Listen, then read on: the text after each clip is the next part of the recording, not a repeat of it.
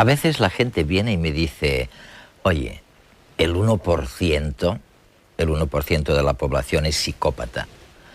No es una cifra tan enorme como para que debiera preocuparnos como tú sugieres. Y sin embargo, yo les tengo que responder enseguida que este 1% en realidad se transforma en el 15% de la población reclusa simplemente porque los psicópatas cometen más delitos y más variados que el resto de los reclusos. Pero además, los psicópatas, como no llevan un letrero que diga «soy psicópata», infligen una cantidad de sufrimiento indecible en la gente inocente. Afortunadamente, estamos descubriendo, mediante evaluaciones muy precisas, quién tiene más posibilidades de ser psicópata. Y tal vez con ello consigamos reducir una parte de este sufrimiento indecible.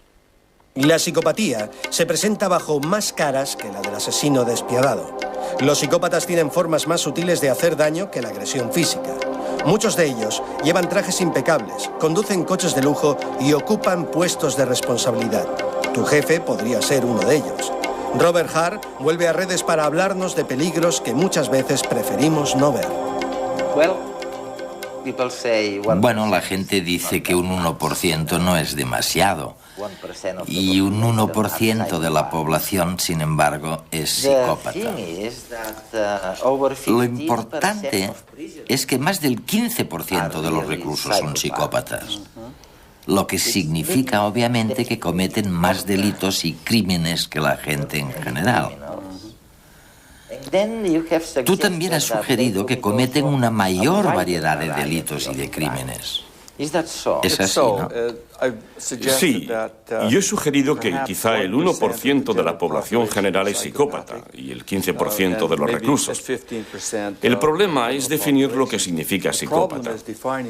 Es como preguntar cuánta gente padece hipertensión arterial. Claro, pues depende de dónde sitúes el umbral.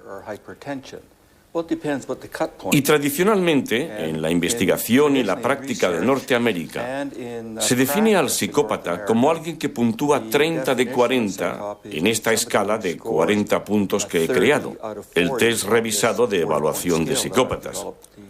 Y si partimos de esto para definir la psicopatía, y no es una definición mágica en absoluto, sino un instrumento de trabajo práctico, entonces alrededor del 1% de la población general...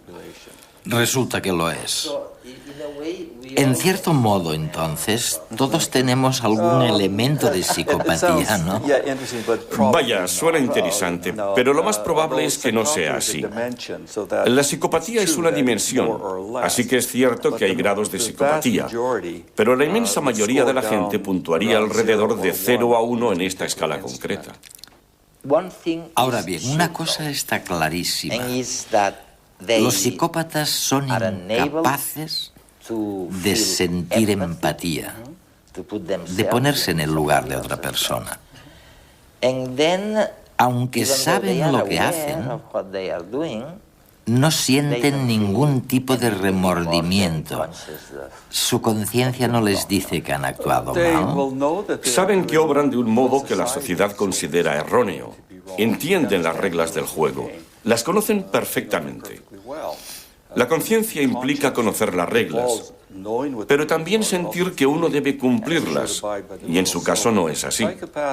Un psicópata entiende las normas y puede ponerse en la piel de alguien intelectualmente o cognitivamente, pero no emocionalmente. En su conducta falta uno de los elementos más importantes de la humanidad, es decir, cómo se pueden sentir los demás. Y esto significa, por supuesto, que pueden actuar sin tener que preocuparse en absoluto de cómo repercuten emocionalmente sus acciones en nosotros.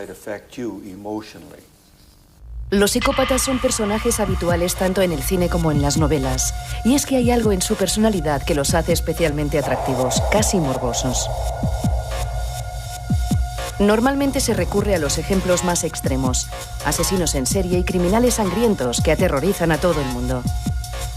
Pero no todos los psicópatas matan. Algunos pasan totalmente inadvertidos, al menos para los que no sufren su personalidad maligna. Podemos encontrar psicópatas en cualquier sitio. Tu hermano, tu jefe o la cajera del supermercado podrían ser algunos de ellos. Se calcula que los psicópatas son el 1% de la población. Eso quiere decir que en España hay más o menos 447.000 psicópatas.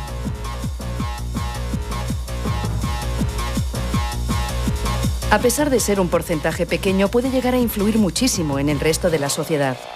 Solo hay que fijarse en los grandes fraudes financieros que han arruinado a miles de personas. Detrás hay una mente psicópata. Alguien a quien no le importa dejar a familias enteras en la bancarrota.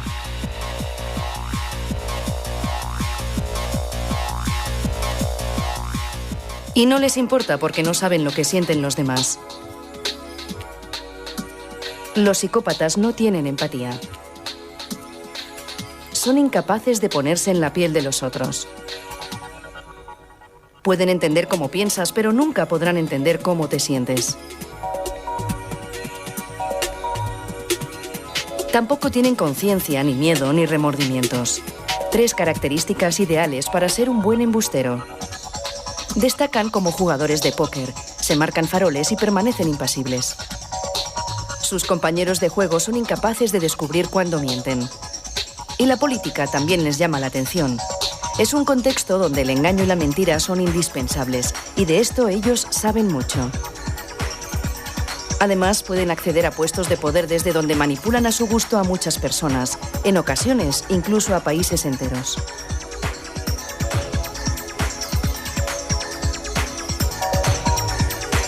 Y a pesar de conseguir sus objetivos, los psicópatas no se dan por satisfechos. La alegría y la felicidad son 2 sentimientos que nunca van a experimentar. De hecho, nunca van a sentir nada más que frustración, rabia y deseo sexual. Pero esta limitación emocional, en vez de hacerles sentir desgraciados, tiene el efecto contrario. Se creen seres superiores, perfectos. Para los psicópatas no hay nada raro en su forma de ser, al contrario, el problema lo tienen los demás.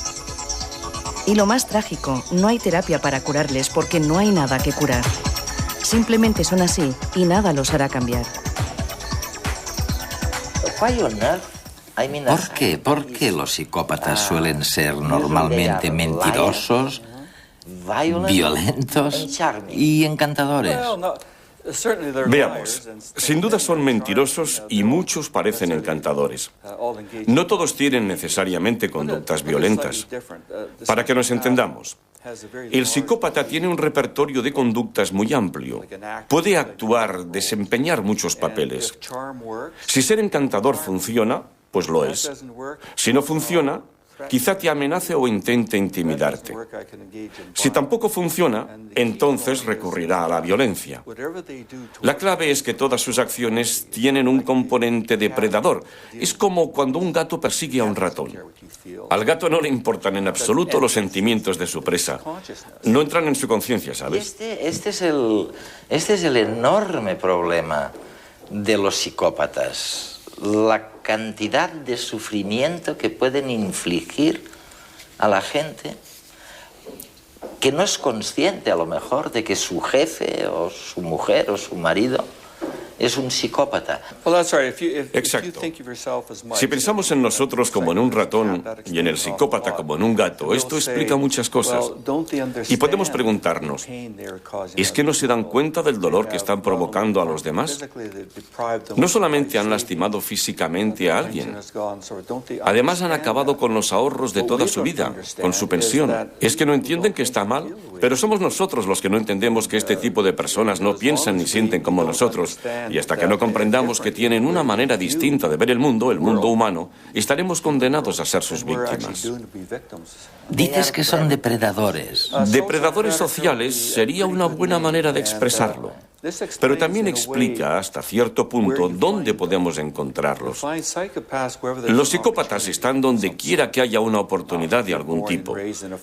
Si alguien nace y se cría en una familia que valora las actitudes delictivas, hurta y roba y hace cosas malas, un psicópata será un buen alumno. Aprende muy rápido y probablemente acabe en la cárcel.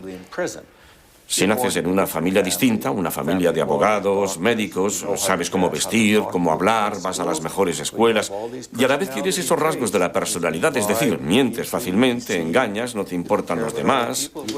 Hablas muy bien. Bueno, entonces probablemente acabes en otro sitio. Podría ser la política o el derecho. Podría ser cualquier profesión en la que gracias a tu posición puedas ejercer poder y controlar a los demás.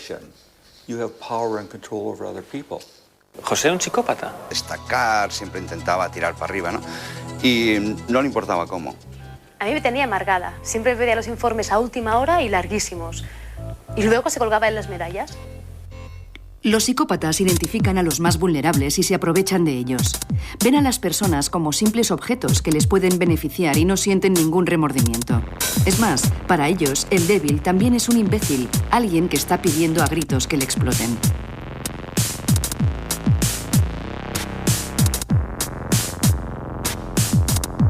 Me acuerdo que incluso un día se metió en un lío gordo, porque alguien, no sé quién, recuerdo que dijo que le había robado una idea. No sé muy bien qué pasó, no me acuerdo muy bien, pero al chico lo echaron y José se quedó. Mienten y manipulan de manera natural. Además, son completamente ajenos a la posibilidad de que les descubran. Y aunque les pillen, no se avergüenzan ni se muestran perplejos. Simplemente cambiarán la historia para que sea consistente con la mentira. Viven al día, sin pensar en las consecuencias de sus actos. El futuro no les preocupa demasiado.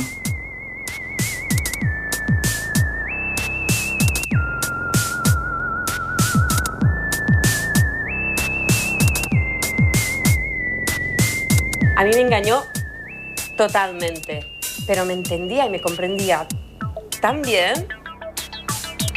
En las relaciones de pareja, los psicópatas también son unos actores magníficos. Son incapaces de sentir amor, pero aprenden a imitar el romanticismo.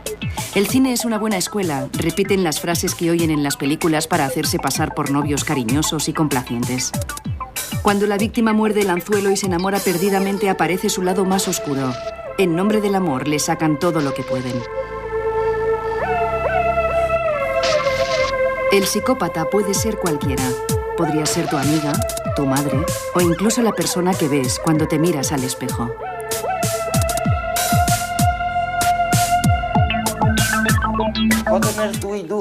Oye, entonces, ¿qué caray podemos hacer? ¿Cómo sabemos que nos enfrentamos a alguien que supone una amenaza personal? Pues bien, normalmente no sabes que te enfrentas a un psicópata, pero sí que tienes un problema grave. Por ejemplo, una mujer cuyo marido la maltrata se va con otras, no se ocupa de la familia. Sabe que hay algo que no funciona nada bien. Quizá no utilice el término psicópata porque no lo conoce, y muchos terapeutas, médicos, psiquiatras le dirán que la psicopatía es un mito, que no creen en ese concepto. Y la pobre mujer solo podrá decir, vaya, me enfrento a un mito, pero ese mito me pega una paliza cada noche. Es algo muy extraño. Lo único que podemos hacer, me parece, es informar al público de que hay individuos así y que funcionan de esta manera. Y tal vez podamos hacer algo para evitar que hagan daño. Está claro, está claro. Pero el problema es grave, porque por lo general la víctima no tiene manera de resolverlo. La policía muchas veces no ayuda, los terapeutas tampoco. A veces los amigos creen que es la mujer la que tiene el problema. O si la psicópata es la mujer, creen que el problema es el hombre. Pero tendría que haber algo para identificarlos. Estoy pensando en nuestros telespectadores ahora, aquí en España y Latinoamérica. Quizá podamos sugerirles algo, de hecho. Tú los sugieres en tu maravilloso libro, Serpientes con trajes.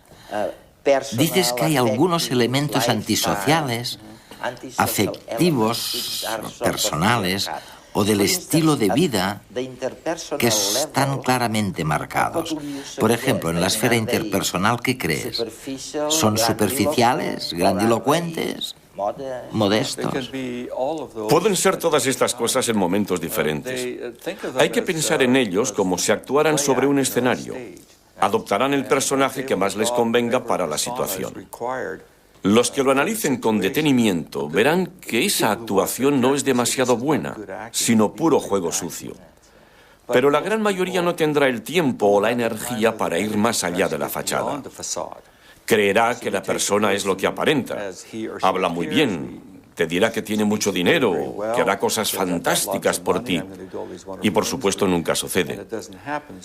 Pero no solemos ahondar tras la superficie. Es como si el fondo fuera menos importante que la forma.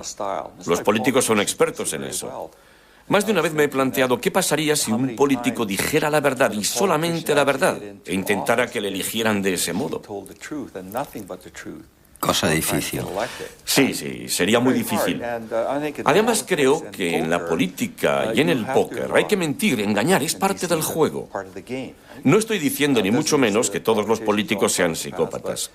Pero si yo fuera un psicópata, si tuviera todas las habilidades sociales necesarias, supiera qué hay que hacer, quizá lo intentaría con la política, porque las oportunidades están ahí. Sería genial. Y de paso, con el estilo de vida, ¿qué pasa? ¿Resulta también muy variable? ¿Tienen los psicópatas un estilo de vida especial? El estilo de vida de la mayoría de los psicópatas consiste en buscar nuevas oportunidades, nuevas sensaciones. Buscan estímulos, se aburren con mucha facilidad. Por eso, normalmente no trabajan en el mismo sitio durante demasiado tiempo. No se pasan muchos años en una pequeña empresa con el objetivo de llegar a dirigirla. Lo que hacen es buscar otras oportunidades en lugares más grandes en los que saciar sus ansias. Tienden a ser bastante impulsivos, pero de una manera controlada. Cambian de trabajo rápidamente. No necesariamente se lían a puñetazos, aunque podrían hacerlo, pero normalmente no lo hacen. Buscan nuevas cosas por hacer. Y no es lo mismo que con los paracaidistas o los escaladores que asumen muchos riesgos. Exacto. Esta gente lo ha planeado todo. Sabe cuáles son los riesgos y ha decidido que lo que les toca es asumir el riesgo e intentar superarlo. Los psicópatas lo hacen de una manera natural, asumen riesgos, pero por lo general lo hacen a costa de otra persona. Si él pierde, tú pagas por ello. Y, por supuesto, son antisociales. Bueno, antisociales en el sentido de que no se acogen a las reglas de la sociedad. Mucha parte de su conducta podría considerarse legal, y a menudo lo es, porque saben operar dentro de los límites de la ley. Pero donde mejor se mueven es allá donde los límites son flexibles. Pensemos en una organización de nueva creación, o en la desintegración de la Unión Soviética cuando sobrevino el caos. ¿Qué pasó entonces? O pensemos en la antigua Yugoslavia, cuando todo se viene abajo. Cuando las antiguas reglas dejan de ser aplicables, entonces, moviéndose con agilidad en el escenario, sintiéndose en su salsa, tendremos a un psicópata aprovechándose de la situación. Lo mismo pasa con las empresas. Si impera el caos y las reglas son poco claras, flexibles, el psicópata saldrá adelante extremadamente bien.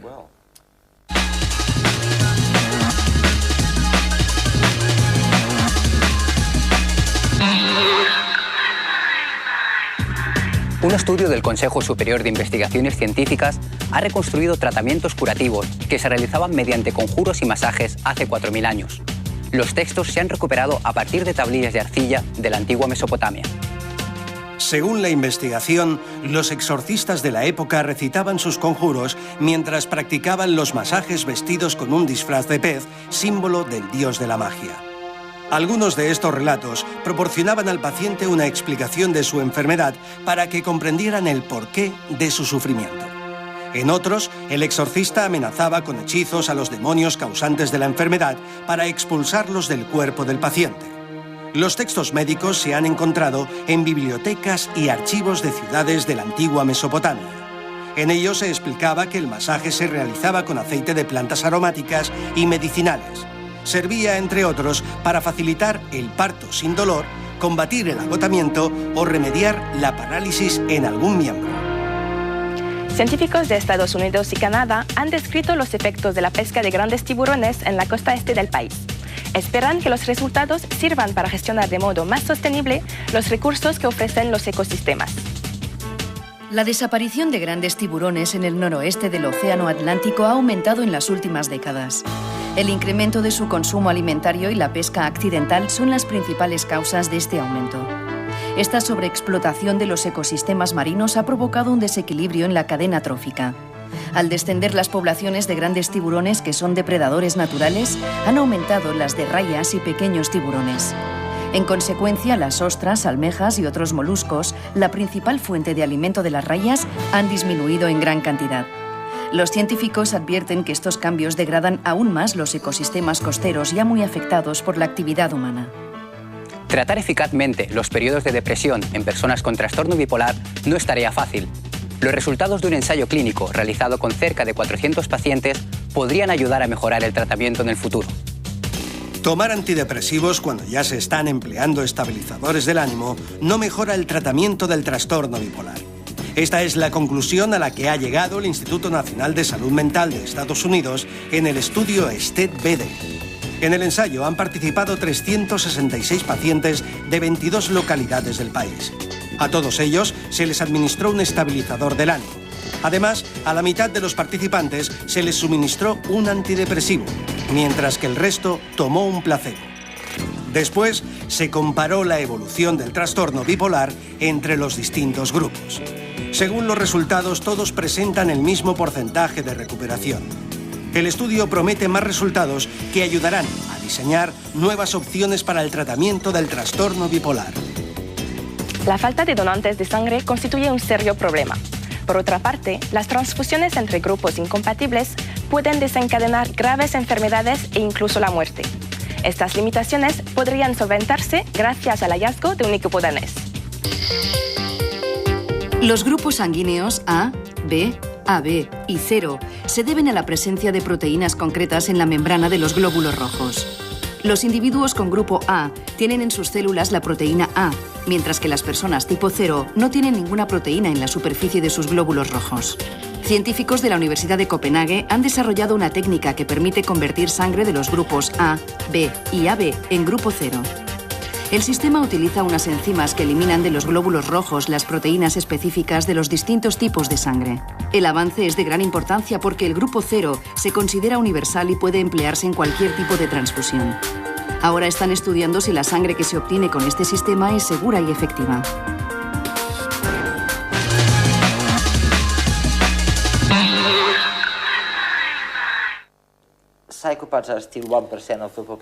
Bueno, hemos dicho todo eso y los psicópatas siguen siendo el 1% de la población. Pero este trastorno, o lo que quiera que sea, ¿es una enfermedad mental o no lo es? No. En cualquier caso, sea lo que sea, no ha cambiado demasiado. Lo que ha cambiado es el panorama desde los 90, con todas las empresas organizando o instaurando nuevas maneras de organizarse para buscar la máxima eficacia, reducir los costes de personal, ser más competitivos y avanzar a toda costa. Aparentemente muchas empresas han sido engañadas, increíblemente, y han incorporado a muchos psicópatas en su plantilla. Sí, de hecho, en muchos casos es el psicópata el que ha decidido quién debe marcharse. Increíble. Especialmente si una empresa absorbe a otra y el psicópata está allí y acaba en una posición de poder para decidir que hay que despedir a su antiguo jefe. ¿Y cómo sucumbieron a este engaño tantas empresas? Pues igual que todos nosotros. En realidad, un buen psicópata podría convencerme de que no le pasa nada malo, por lo menos a corto plazo. Si tuviera suficiente tiempo y energía para averiguar más sobre esa persona, quizá podría encontrar dónde está el problema. Pero en la mayoría de los casos las empresas no lo hacen. Los departamentos de recursos humanos no entrevistan adecuadamente a los trabajadores nuevos. Suelen confiar en la recomendación de otra empresa o... Van deprisa siempre. Sí, van con prisas. Y esa persona suena bien, parece que puede aportar algo valioso a la empresa. Ni siquiera comprobamos los currículos.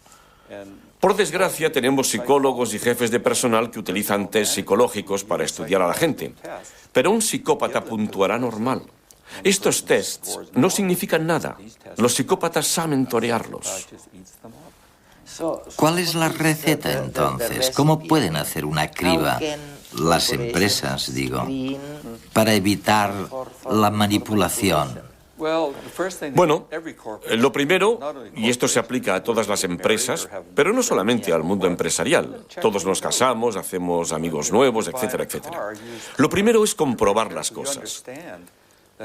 Si te compras un coche de segunda mano, irás con mucho cuidado. Serás consciente de que es muy probable que el vendedor te mienta y engañe. Hay que ser un poco cínicos y entender que las cosas no son en absoluto lo que aparentan. Hay que investigar. Si lo hiciéramos con nuestras relaciones personales o en los negocios, nos iría mucho mejor. Esto no significa que debamos contratar a un detective privado para analizar a cada trabajador nuevo, aunque en algunos casos no sería tan mala idea. Especialmente si existe la probabilidad de que esa persona llegue a un cargo de mucho poder dentro de la organización. Y pueda depredar. Sí, de hecho puede llegar a destruir a la empresa. Pero en algunos casos, una organización puede querer contar con un psicópata, porque sus actitudes, su personalidad y su conducta quizá encajen con la filosofía de la organización. En aquel momento. Sí, piensa por un momento en el crimen organizado, ese sería un ejemplo extremo. Pero hay muchas otras organizaciones en las que en un momento concreto, con un psicópata las cosas irían bien, todo encajaría. Sin embargo, al final la empresa acabará sufriendo, porque los intereses del psicópata no son los intereses de la empresa, sino los propios, el interés personal. Ferran Ramón Cortés ha escrito un libro en el que analiza cómo algunas personas utilizan a sus compañeros para su propio beneficio y compara los rumores que propagan con los virus biológicos.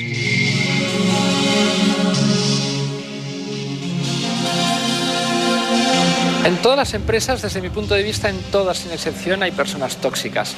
Lo que pasa es que infectan más o menos. El mecanismo que utilizan un virus muy particular que es el rumor.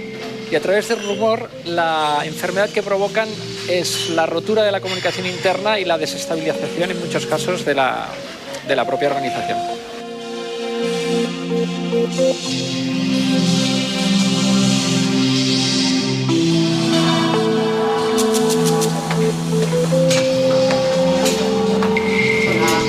Hola.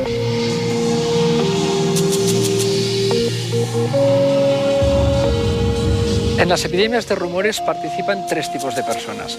En primer lugar, los reservorios, que son los que lanzan el rumor, llevan el virus dentro y lo lanzan. En segundo lugar, tenemos los huéspedes infectados, son las personas que van transmitiendo el rumor de persona a persona. Y luego nos encontramos también con los inmunes. Esta gente son gente a la que llega la infección, pero no la transmiten, no se la hacen suya y son esenciales en las organizaciones para parar precisamente las epidemias.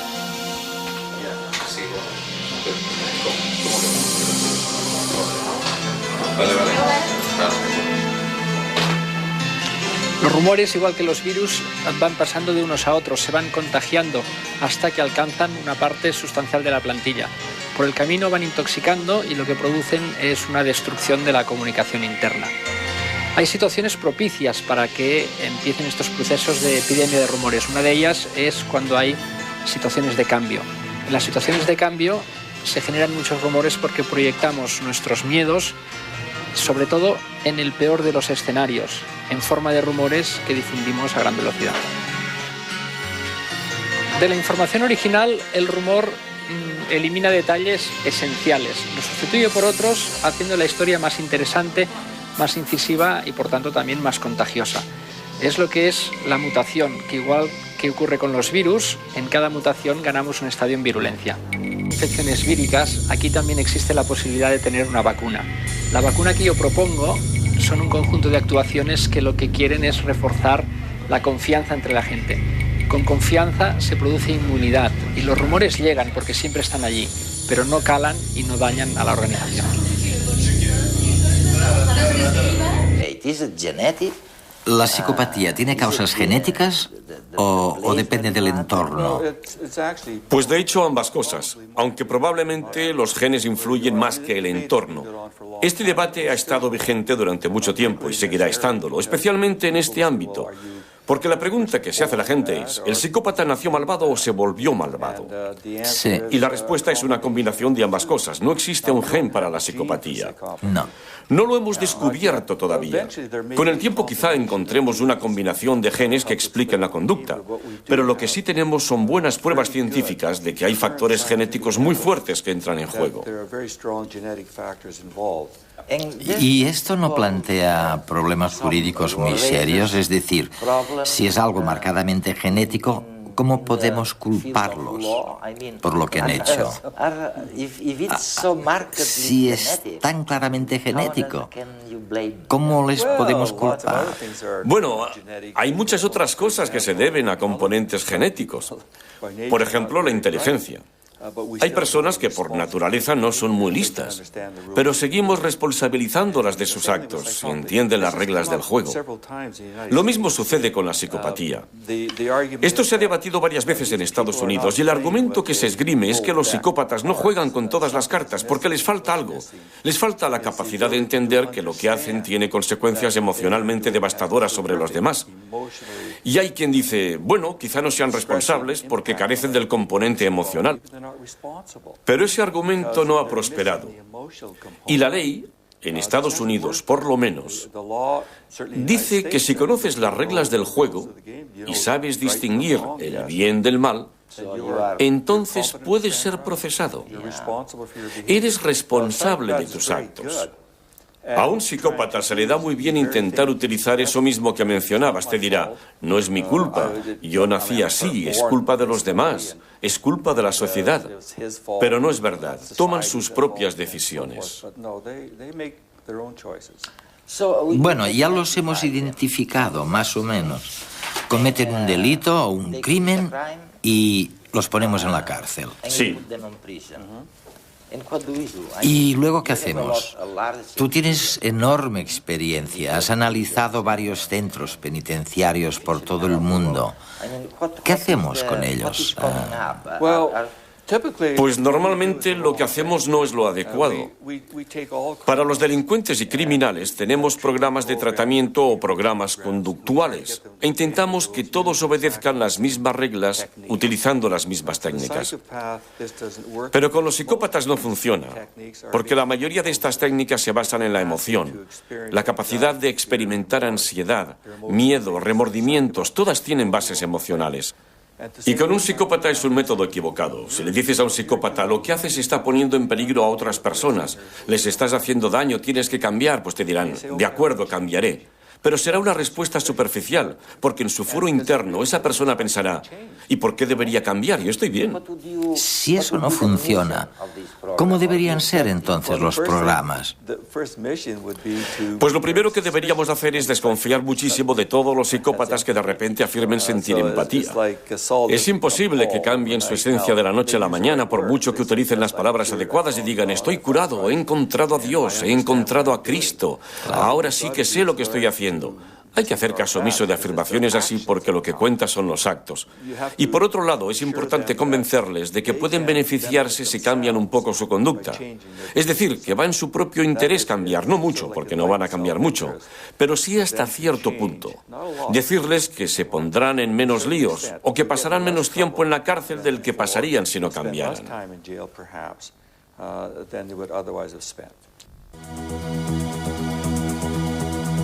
El psicólogo Robert Hare es el creador del examen psicológico más utilizado del momento para identificar a psicópatas, la escala Hare. En este método se evalúa si un individuo cumple algunos de los 20 criterios establecidos en la escala Hare. Estos criterios no son más que rasgos característicos de la personalidad psicopática. Algunos ejemplos de ellos son la falta de empatía, el encanto superficial o un egocentrismo extremo. Para llevarla a cabo, el paciente es sometido a un cuestionario estructurado. Es entonces cuando el evaluador concede para cada criterio 0, 1 o 2 puntos en función de si el paciente no lo cumple, lo hace parcialmente o lo cumple en su totalidad. Tras el test, el evaluado adquiere una puntuación final que varía de 0 a 40, considerándose psicópatas a los individuos con calificaciones superiores a 30.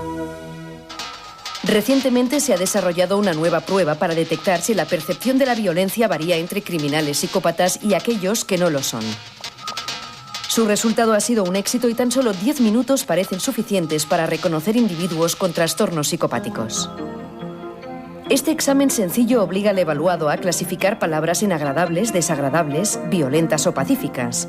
Por ejemplo, ¿es la palabra sangre agradable o desagradable? Y matar, ¿se cataloga como violenta o pacífica? el tiempo requerido para asociar términos tanto de forma correcta como errónea parece ser mucho menor en psicópatas, dejando constancia de la concepción anómala que poseen de la violencia.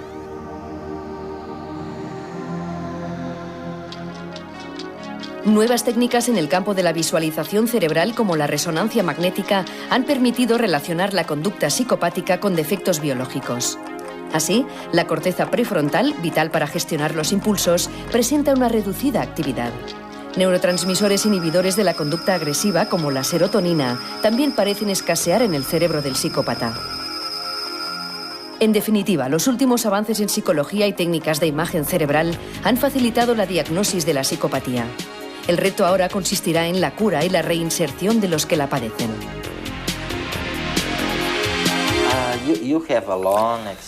Cuentas con una larguísima experiencia, has trabajado muchísimos años en este campo. Y ya sé que es muy difícil responder a la pregunta que te voy a hacer, pero ¿crees que la cantidad de sufrimiento de la gente corriente a manos de esos instintos depredadores de los psicópatas ha aumentado con el tiempo? ¿O te imaginas que hace años era mucho peor? ¿En qué punto estamos? Ahora tenemos tu escala para medir. Hemos empezado a darnos cuenta de que son diferentes. ¿Está mejorando la situación?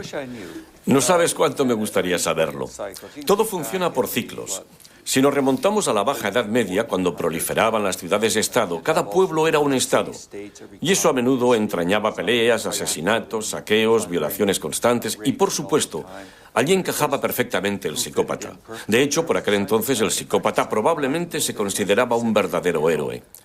Era alguien que sacaba el trabajo adelante. Creo que lo mismo sucede ahora. Hay muchas situaciones en las que los psicópatas realmente pueden prosperar. Uno de los problemas que tenemos ahora es que, como sociedad, a través de las películas y la televisión, lo que hacemos en cierta medida es promover el estilo de vida psicópata. Estamos transmitiéndole a una nueva generación que así es como se hacen las cosas y que además es fantástico. Que es eficaz, Sí, en las películas y la televisión, el principal ingrediente es la violencia. Y se trata de violencia depredadora. Violencia a sangre fría, sin pasión. Se actúa contra los demás sin ningún tipo de preocupación por ellos, sin sentimientos de remordimiento o de culpabilidad. Y los niños lo ven. Los jóvenes lo ven. Y gran parte de este material se convierte en un modelo a imitar, un guión sobre cómo actuar. Tal vez les cueste comportarse así, pero con el tiempo aprenden. Déjame darte un ejemplo. En Estados Unidos, hace 9 o 10 años, hubo un periodo en el que los chavales jóvenes, de 14 o 13 años, solían reunirse en grupo y pegarle una paliza a otro chaval. Le pegaban patadas, le acosaban, le humillaban. En Canadá nunca había pasado nada similar, hasta que apareció en la televisión. Al cabo de 2 o 3 meses, ya teníamos casos como ese.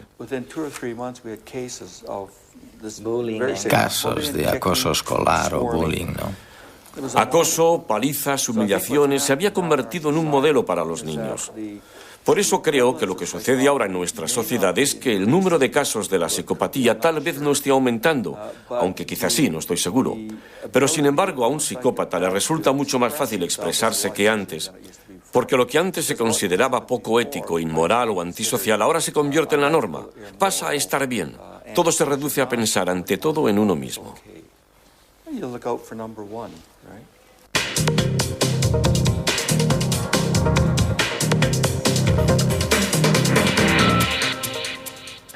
Probablemente la pregunta que más se relaciona con mi motivación en el campo de la criminología es lo que hace que las personas busquen en la violencia su modo de estar en el mundo.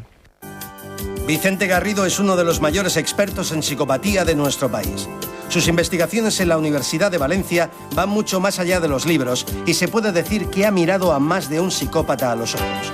Hoy nos habla de qué hay en esas mentes. La palabra que he traído es humillación. Y es una palabra importante en este contexto del crimen y la psicopatía por 3 razones. Primero, porque se trata de un motivo profundamente humano, a diferencia de otras causas que promueven la agresividad y que la compartimos con los animales. El sentimiento de humillación requiere, por encima de todo, la conciencia de sí, el hecho de que te sientes traicionado o maltratado en una reflexión íntima e introspectiva, algo que solo puede hacer el ser humano. En segundo lugar, es importante porque es probablemente la motivación más fundamental para el crimen violento. Y en tercer lugar, aunque de una manera más aproximada, porque mi teoría es que los asesinos en serie matan porque no quieren ser lo que son, y cuando matan intentan ser otras personas, y en buena medida se sienten humillados del rol que ahora desempeñan, por eso quieren construir una nueva realidad y por eso se convierten en asesinos en serie. El placer viene del desquite, viene de la venganza. La venganza es un plato que se sirve frío. La venganza te produce un equilibrio. Acabas de poner tablas en una situación en la que tú estabas perdiendo. Os he traído lo que es mi última obra, escrita con mi colega Patricia López, que se denomina El rastro del asesino, del que estoy particularmente satisfecho por dos razones. Primero, porque es el primer libro que habla de la técnica del profiling, la personalidad criminal como herramienta forense para permitir orientar la investigación criminal en asesinos sistemáticos desconocidos, asesinos en serie, pero también agresores sexuales. En segundo lugar, porque es un estudio en profundidad de 5 asesinos en serie que en los últimos años han marcado la criminología casuística en España. Y hay un estudio analítico de cómo se llevó a cabo la investigación en tiempo real, las pistas, los problemas, las dificultades, cómo se capturaron. Y luego hay un estudio muy profundo sobre su mente, por qué hicieron lo que hicieron, por qué planificaron los crímenes de esa manera, qué pretendían conseguir, y un estudio utilizando la técnica del profiling que nos descubre la mente y las características fundamentales de la personalidad de estos sujetos. He traído un par de imágenes para que el espectador sea consciente de cuáles pueden ser las motivaciones de los asesinos en serie y en qué modo pueden ser tan diferentes. El primer caso es el del asesino del Pouchet. Lo que define este tipo de crimen es la venganza, la humillación. Las mujeres de ese barrio ni siquiera lo miran, porque él no forma parte de ese mundo. Cuando mata a las 2 mujeres en este barrio, está demostrando que él sabe cómo tratar a estas mujeres y las mata por odio, y por eso es sádico. Quiere hacerlas sufrir. El sadismo da placer sexual, pero él no las toca sexualmente. La otra imagen corresponde a Tony King, que quizá el público lo puede concebir más como el clásico psicópata sexual. Tony King empieza su carrera delictiva como un delincuente juvenil y pronto, además de robos y actos de violencia, progresa hacia el delito sexual. Mientras que antes en Inglaterra necesitaba el control de la víctima hacia la inconsciencia para poder satisfacer su fantasía sexual, ahora vemos que ese control no es suficiente. Ya no basta con que la mujer esté inconsciente, tiene que estar muerta. El control ha de ser absoluto. Lo que nos muestra Tony King es un camino que empezó en su adolescencia y que culmina en la necrofilia. Pues he traído un objeto hasta cierto punto histórico porque el primer caso documentado en el que se aplicó la técnica del perfil criminológico a la hora de ayudar en la captura de un asesino en serie fue justamente en el caso de Ferrandiz, y tuve la oportunidad de ser yo en ese caso la persona responsable de colaborar con la Guardia Civil y el juez para capturar a Ferrandiz. Él me escribió de su puño y letra cómo llevó a cabo el primero de los crímenes, y es justamente lo que puede ver el espectador aquí. Él escribe el momento en que invita a su primera víctima, la filóloga joven castellonense Sonia Rubio, a subir a su coche, cómo la lleva en un momento determinado del trayecto por la zona de Playetes, por la zona de Benicàssim, la golpea para dejarla inconsciente, para controlarla, cómo posteriormente, cuando ya está en una zona pantanosa donde no hay posibilidad de ser observado ni que la chica reciba ayuda, la ata, la hace caminar, y en un momento determinado donde él considera que ese cadáver va a quedar ahí durante mucho tiempo sin descubrir, lleva a cabo su crimen, un crimen con un componente de control y de escenario en su manejo y en su preparación muy significativo. Él, por vez primera, siente que realmente hace para lo que ha sido llamado en este mundo y se convierte en un asesino en serie. El lugar que he escogido es un poco peculiar. Estamos en la penitenciaría estatal de Florida, en Estados Unidos, 1985. En esa prisión de Florida y en esos años se produjo la primera introspección de un asesino en serie a cargo del padre del canon del asesino en serie moderno, que fue Ted Bundy. Es un hablar supuestamente de alguien que sintiera y pensara lo que él siente y piensa. Da pistas sobre cómo un asesino en serie, quizá más letal que él, puede estar ahora mismo planificando un próximo crimen. Dio pistas suficientes como para que, visto con posterioridad, hubiera podido llevar a su captura. Bundy les dijo, no esperen encontrar al típico tío que tiene pinta de buscar a putas. Entonces pusieron a una mujer policía por la zona de prostitución y picó el asesino. Pero en ese momento el FBI no fue capaz de demostrar que ese hombre era el asesino y tampoco las pruebas eran irrefutables. Entonces durante 20 años estuvo libre y solo cuando se descubrió el ADN le pudieron pillar.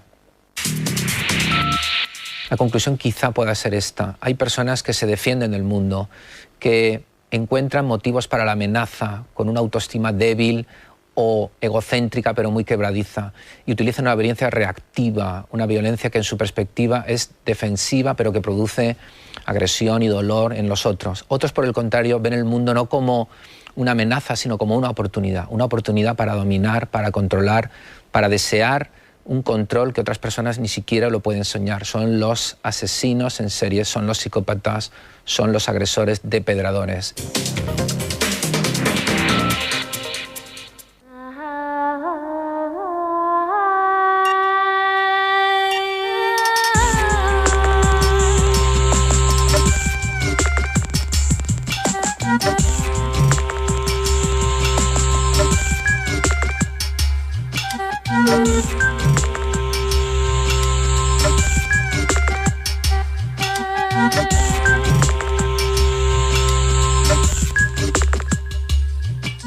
Thank you.